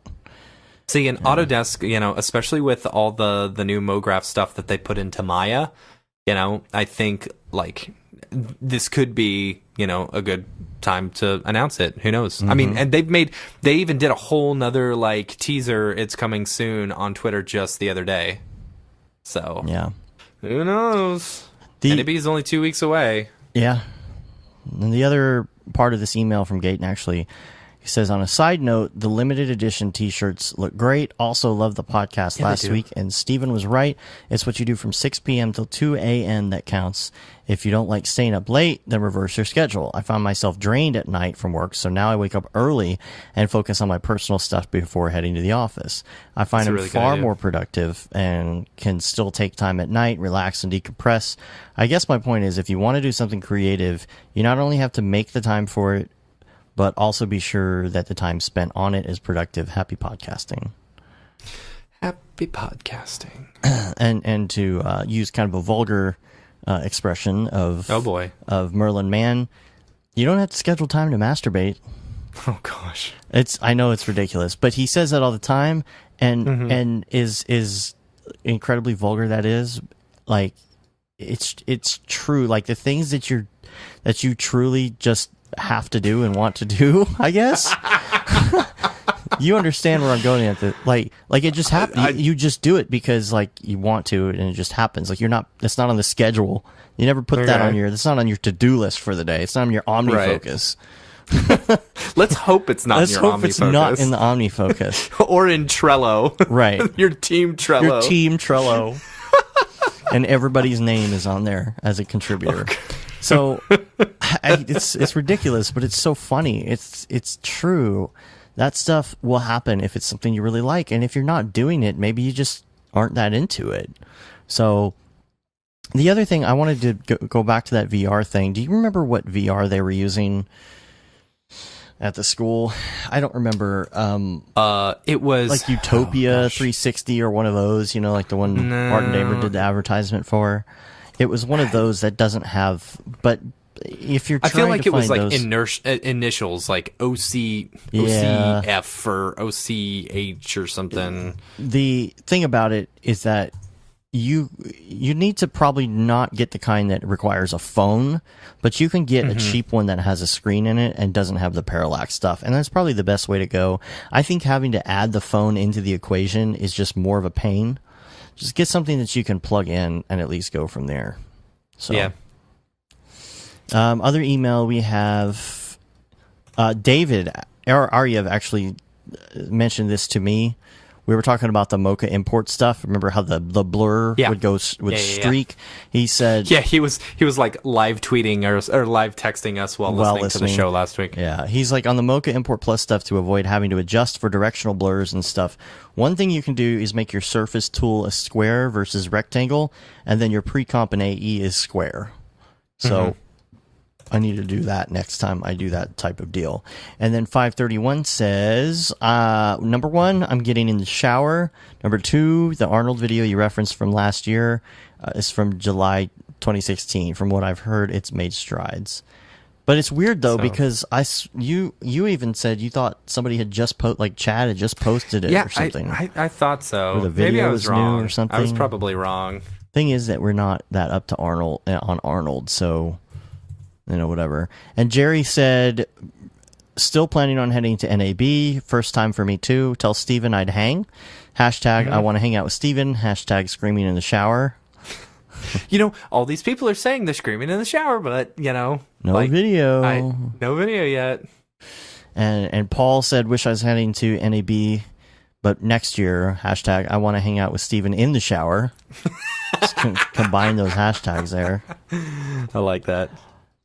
Josh Foster sent in a topic, said, I wouldn't put too much stock into people who are complaining about your show's duration and content. I worked as an intern at a sports talk radio station during college, and people would complain about all the show topics all the time. I just think it's one of those things that comes along with the territory of doing any short or long form show in audio. There will always be a vocal minority of people complaining. If your podcast is growing, which it sounds like it is, then obviously you've been doing a lot of things right and people are liking what you're putting out there. Anyway, have fun at NAB. I'm already looking forward to watching the C4D live stream of Matt bouncing off the walls during his presentation after pounding 10 Red Bulls right before going on stage. Nope. And this will probably change. I'll probably get there and I'll be like, okay, I need some Red Bull. But man, be out I'm the night like, before. Yeah, I don't know. It depends on what time I'm presenting. We don't know that yet. I'll probably be Thursday morning at like 9 a.m. or yeah. I just want to get it over with, so then I can just concentrate on hookers and blow. Oh my gosh. All right. Oh. So I'm not that cool. But yeah, I don't know. Like I told myself, I'm not gonna drink a whole bunch of Red Bull right before I go on. Yeah, you should have one a couple hours before. The thing is, I was a little nervous, like getting in front of all those people, which is whatever, See, I've been saying, over and over again. If someone's already drunk, whatever. But I was a little bit nervous getting up there and talking at DFW C40, and then the Red Bull exacerbated the situation. So, couldn't do anything. You got to have it early and let it wear off just a little bit or something. Yeah, maybe. Yeah, I'll just stick with my Diet Coke. Ugh. Diet Coke. Aspartame. I know. I've been actually drinking this Dr. Pepper 10. Dude, that stuff is the bomb. You know what's even better for you? Water? Water. I've been drinking LaCroix? A lot of water. I'm not saying I never drink anything with artificial sweetener, but I really drink water as much as possible. Anyway, Rick Bogus sends to us, Matt with a head cold. Took a while to discern which one was talking. This is in reference to Steven. I never really thought that y'all sounded... I don't know. I didn't think. I don't know what I sound like in real life. It's this currently right now is Matt with a head cold. So if I sound like Steven, then sure enough. It's funny because even Steven's mom was like, said he didn't sound it. You know, he's Indian. Uh-huh. For those of you who didn't know. Yeah. And so it's like, what is he supposed to sound? Even his mom Indian? was like, you didn't sound. She said you sounded white. He's like, what am I supposed to sound like? That was so hilarious. But I never really put that. I don't think you all really sounded the same to me. I never thought about that. I don't know. Interesting. It's interesting to see what other people, because you hear yourself in your head and then you hear other people. But when you don't have a face to the voice and you've never seen somebody before, it's interesting what you get in your head from thinking, you know. So I said, however, I do have a real question / comment / topic thought. Lately, I've been quite a bit online ads, Facebook, IMDb, etc. for Universal Home Video. They sent us something that was shot with a Samsung Gear 360. Have you seen that? Have you checked out the Gear 360? Yeah, it's actually pretty cool. Is it stereo? It is not stereo. No, I'm not interested. I want an easy to use stereo 360 camera. Maybe I just have to tape 2 Ricoh Thetas together. I don't know. Oh my gosh, that would be hilarious. Anyway, shot with a Gear 360 and asked to come up with a few ideas for VR Facebook ads. Have you ever shot anything with 360 cameras, then stitched, solved, exported? There's not a whole lot of info around on the interwebs, but I found a few things. I've been experimenting with Metal's Skybox Studio and Foundry's Cara VR. See you at NAB, Rick. Now, with the Ricoh, you can just shoot straight up, and what I really like is you can do that with the 360. The 360. Well, then what are you stitching together? I don't know. I don't know. Like, well, because you've got two. I mean, you got the 2 cameras, the front and the rear. You know, and like I don't really know. We had somebody call us up because they were at DFWC 4D and they knew we had done this kind of thing, and they asked for advice on shooting. And the thing is, like, you got to use a lot of natural light with 360. You can't set up studio lights unless you want to go in and do a lot of erasing.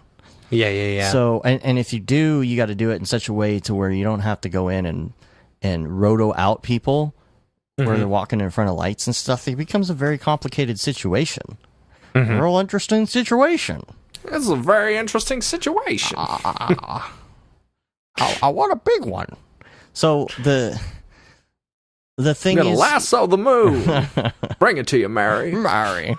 So there's lights that you gotta. The best way to do it is put the lights up high. The best you can. Bounce stuff. Use natural light. Put very little lights in, so that way you can go in and you can erase that stuff. I do know we've talked about this briefly, but Mocha has their VR stuff now where you can do tracking that way. So we haven't done much with it. We haven't had people asking for 360 stuff, and I'm reluctant to get into that field, honestly, because here's the thing. I think VR is not a trend, but I do think 360 videos are a trend. I don't feel like people on Facebook are that excited about scrolling around a 360 video when they could just watch a video that pointed to the right things. To me, that 360 video thing won't work unless people are scrolling Facebook in VR. Right, with stereo video. I agree. I mentioned Action Director to him because I believe that's the software that comes with the Gear 360, and that actually stitches everything together. But from what he replied to me, I believe it was that Action Director kind of like makes it a little bit lower resolution when it exports it out, which is a shame. The thing is, now, if this is your client, of course, they're going to want what they want. They're going to come to you and say, we have to do a 360 video. But if you're in a marketing department and you're talking about it, my honest opinion of this, I used to be the person who was all over the new technology. Oh, we got to do this and this. Okay, but think about it. You're making an ad. Is somebody more likely to interact with something that is 360 right now? I don't know. If I see 360 stuff, it's usually defaulted pointed to where you set the front, and I'm like, oh, yeah, there's a thing. I would be more likely to interact with it. You think if an ad is 360? If the ad is 360, I would be more likely to interact with it how long is than that it was gonna just a last? regular ad. Oh, I get- will just go. I'll go like this and like look around, and everything because it sees the gyroscope on my phone, and then I'm done. See, I'm swipe done. with my finger because I'm too lazy to move my phone around and look at it, and then be like, "Yep." See, if it's on my computer, video. though, like I won't even touch it. Well, right. If it's on your if it's on your computer screen, but I feel like is it more effective? You're advertising what, first of all? It needs to be something that is worth looking around. Yeah. So if I yeah. get an advertisement for a Corona beer and it's sitting right there in front of me and I haven't moved the phone yet, what else do I need to look at? Do I need to look in the back and see the trees? I don't care. It's a Corona ad. So why not just have a regular video that's a Corona sitting on a table? Right. What's the difference? Because, It will when cause you're me on to your phone, interact. like I said, what causes you to interact is when you're like scrolling and you see the little bit of movement when you're scrolling on your phone. Right. It takes you out of your element for a little bit. And you're like, oh, this is neat. Right, but the Who was that novelty again? wears off, and all of a sudden there's this market saturation. Everybody's going to 360 videos, and every Yeah. ad's going to be 360, and you're like, yeah, whatever. Yep, Yeah, it's I don't another ad. That's going to wear off so fast it'll make your head spin. Yeah. Literally, because you're looking around in 360. But if your client Anyway. wants it, I wish we had a little bit more advice on that, but just I've only had a couple people inquire about it, and it's never really come through. And I'm not sure if I'm excited about that. It just seems like a lot more work, honestly, for the same old. Mm-hmm. So, Liam sends in, first, to answer Matt's question about payment, I'd totally be willing to throw $5 a month at you guys, maybe even more. Appreciate that. Oh, here's that thing. My nipples could cut glass every time I get the notification that there's a new show episode out. I even go back and listen to some episodes a few times because of the information I get out of them. That's awesome. That's good to know that people actually go back and listen to some episodes. Yeah. Because most of the time, whenever I'm listening to a podcast, I'm like, okay, I've heard it. I don't want to hear it again. The only episode I've ever gone back to and listened to again was my brother, and me when they did the Totino's pizza roll episode. That one was so funny. good. I don't actually listen twice because I don't have the time, but I know a lot of people listen to No Agenda twice because there's so much information. He's referencing so many references and so much research he's done and show notes and this report here and that report here. You would have to listen to it twice, but I usually don't. Yeah. New comment on this is from your Brograph talk on RealFlow. He says he's having the same problem with RealFlow crashing when rendering animation in Octane. He says you mentioned using Alembic. But can you share how you do that? RealFlow is crashing the mesh as an Alembic sequence, but Cinema will only import one frame in the sequence.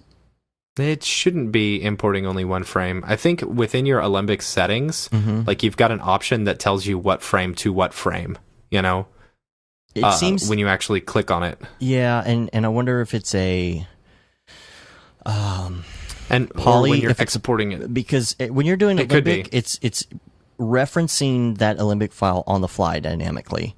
So if you change it outside of Cinema, it's going to change within Cinema on the fly, rather than having like a FBX animation where it's just fully imported.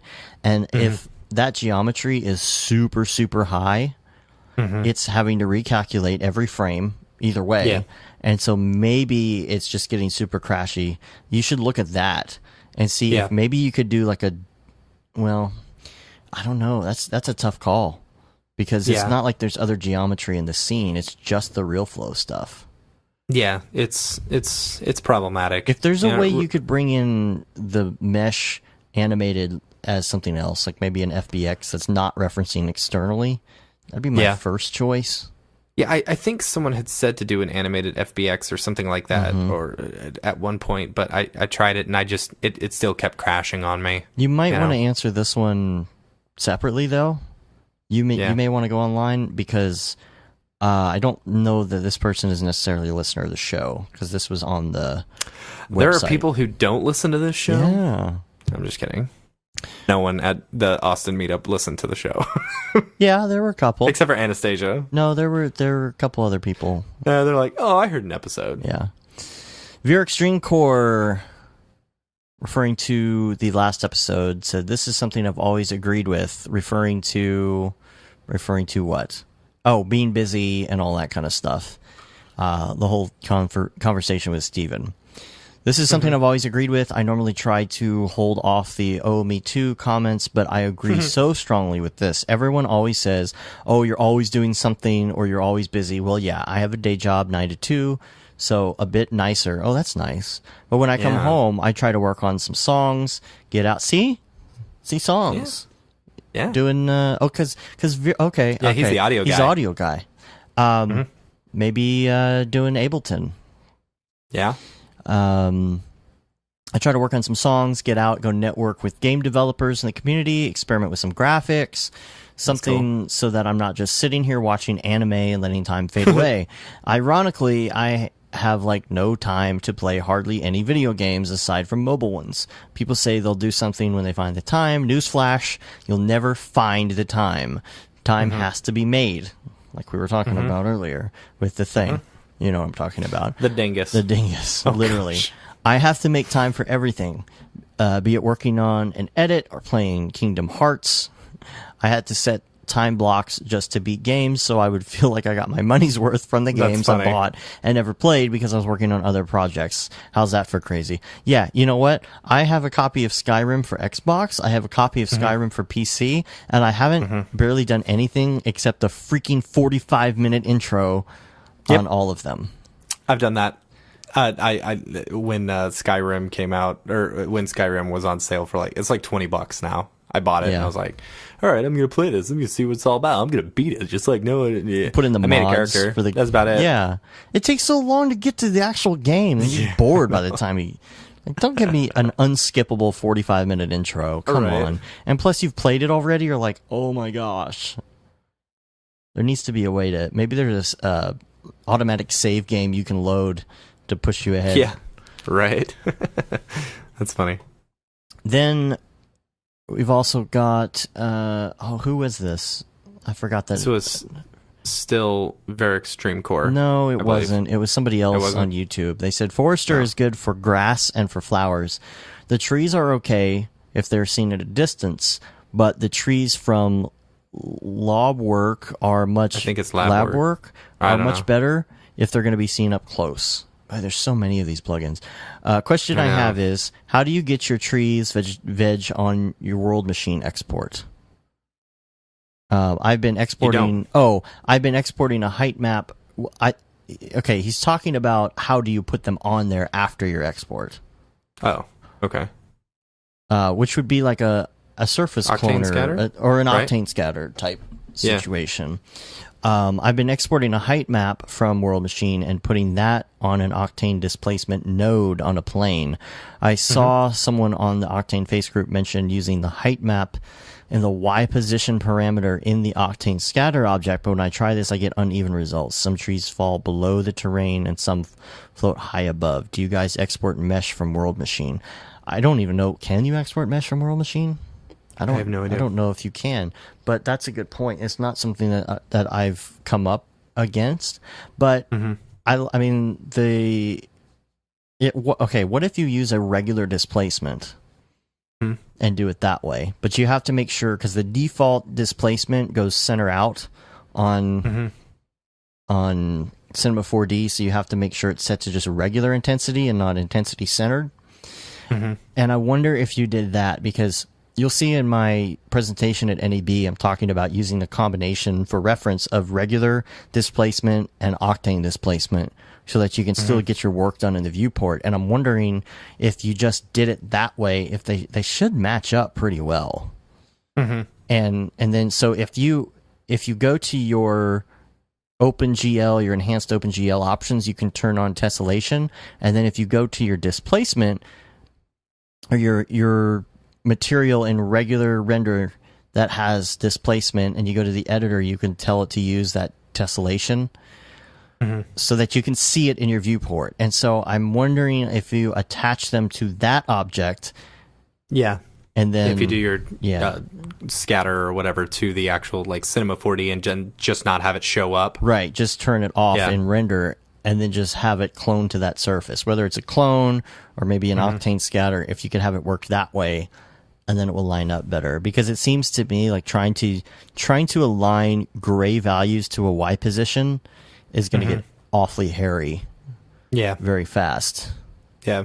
Especially if you're using hair, literally. Oh gosh.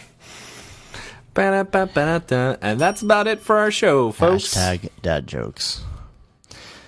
So you can rate us on iTunes, leave a review. We haven't gotten a review in a while, so we're going to do a new contest to the end of May. Okay. Which is going to be leave a review, and we're going to do a Gately Simone Brograph shirt. Yeah, boy. And you get you one of them. And so leave us a review. Let us know what you think of the show. It helps our ratings, helps our placement on iTunes. And you can also subscribe to us. If you listen on YouTube, if you listen to us on the website as a download, whatever it is, you can also subscribe on iTunes or a podcatcher of choice just to help us with our ratings. Even if you don't use it, go out there and subscribe to us. Help us out. Totes. We will eventually be doing a newsletter. That's on my to-do list for some time. Yeah, we may do one right before NAB. Possibly. I think we should do one right before NAB. Because I think we have some cool stuff we can talk about in there. You could say you've been there, done that, got the t-shirt with the No Brograph, No Mograph tee, and the Paul Babb 2020 shirt, which that shirt in particular, all the profits go to Doctors Without Borders, so you got a good cause going on there. And get your shirts if you're going to NAB. Yeah, totally. Let's see how many Paul Babb 2020 shirts we can see on the NAB floor. Yeah. Or Brograph. Yeah. If you get the Paul Babb one, that's just going to be helping us, impress Maxon by... And if you have a Paul Babb shirt and you're wearing it at NAB... take a picture with Paul Babb while you're there with the shirt. Oh my gosh. And tag us in it. That would be awesome. Don't be scared to go up to him with the shirt on. He'll love it. Yeah, totally. So we've got that. We're on Facebook, Twitter, Instagram, and of course YouTube and Brograph.com. And I'm going to be experimenting pretty soon here with the Twitch gear, getting that going. I got a new speaker thingy over here. I got to hook that up and start that stuff going. I'm going to be looking into like some camera stuff and other things, and we're looking to get that going sometime after NAB, as well as doing another DFW C4D meetup. We're looking at possibly June.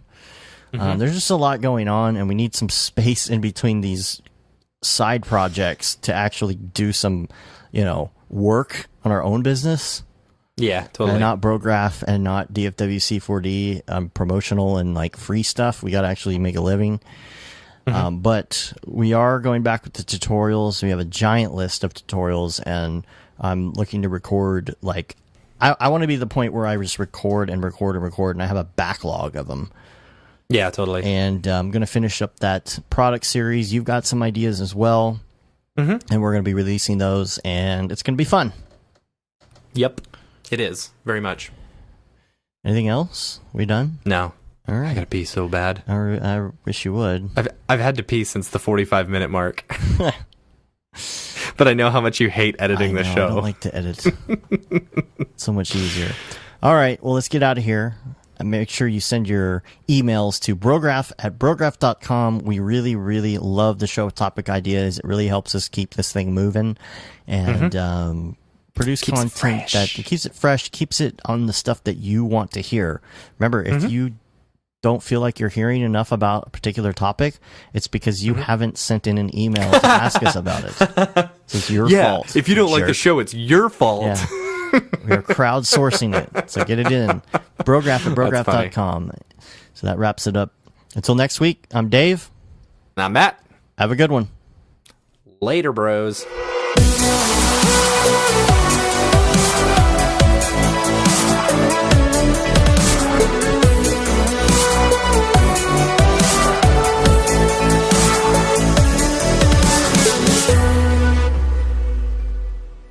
It's pretty good, I guess. Brograph.com, an online resource for learning critical components of Cinema 4D and After Effects, specifically catered to help you prevail as a motion graphic designer. What's up, bros? Welcome to another Brograph motion graphics tutorial. We give you professional time-saving tips, shortcuts, and lessons that help give you an edge over your fellow designers. Not only this, but our new Brograph Talks help you in your file management, hardware configuration, and client relations. I love projects that scare me. When our art director comes to us and asks for something that I had never done before, man, it gets me pumped. Join us for live sessions, check out our crazy Cinema 4D experiments, or just watch our Fun with Brograph series, where we show you practical applications for techniques learned in previous tutorials. Do this from the beginning, and your client is going to respect that, and they're going to respect you, and they're going to respect your time. Subscribe today and get automatic updates on the latest tutorials, tricks, tips, and inspiration brought to you by industry professionals Dave Koss and Matt Milstead, all with a slight dash of dry humor peppered in. Real nice banana. Brograph.com, your source for tutorials that will help you thrive in the motion graphics industry. Don't just play around with Cinema 4D and After Effects, master it, and make money by becoming indispensable at your workplace. We don't care how you get here, folks. Just get here. Subscribe now to Brograph Tutorials.